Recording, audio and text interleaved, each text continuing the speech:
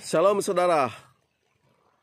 Pasti ada saja orang-orang Kristen yang senang dengan pernyataan-pernyataan dari Joseph Paul Jang, yang dimana lebih banyak mengkritik Islam dengan cara-cara yang terlalu arogan menurut saya. Karena di bangsa kita, bangsa Indonesia ini, ternyata masih ada lebih banyak orang Islam yang baik, yang mengasihi Kristen, yang begitu dekat dengan Kristen. Sehingga sebenarnya Pak Yosef itu seharusnya berbicara oknum atau pribadi, tidak mengatasnamakan Islam. Itu memang masalah tafsir agama oleh mereka, sehingga tidak perlu terus mempertajam.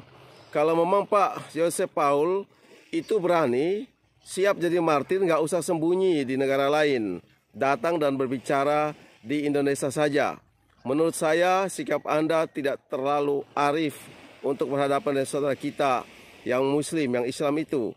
Entah mereka keliru, mereka salah, tapi masih banyak cara Tuhan, hikmat Tuhan untuk kita pakai dalam berbicara, dalam menyaksikan tentang Injil Kristus. Injil yang adalah kabar baik, bukan kabar kebencian, bukan menyerang seenaknya dengan kata-kata yang tidak pantas. Jadi saya secara pribadi mengharapkan Pak Yosef untuk tidak perlu lagi terus berkuar-kuar. Saya sendiri memiliki banyak teman Muslim, teman Islam yang begitu baik.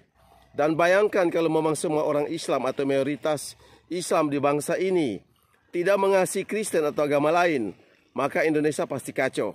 Ingat bahwa Bhinneka Tunggal Ika masih memegang peranan penting bagi bangsa kita, dan itu sangat terasa. Jadi saya harap agar Pak Yosef supaya cukuplah sakit hatimu itu tidak perlu diteruskan. Saya kira cukup Pak Yosef, cukup saja, karena Tuhan punya banyak cara untuk memuliakan namanya, bukan dengan cara-cara kita yang arogan. Ya silakan saudara punya tanggapan berbeda dari saya, itu tidak ada masalah. Yang penting saya katakan bahwa banyak orang Islam di bangsa ini yang masih mengasihi orang Kristen. Bayangkan kalau seperti yang Pak Yosef katakan itu, bangsa kita sudah hancur sejak dahulu kala. Terpujilah Tuhan. Amin.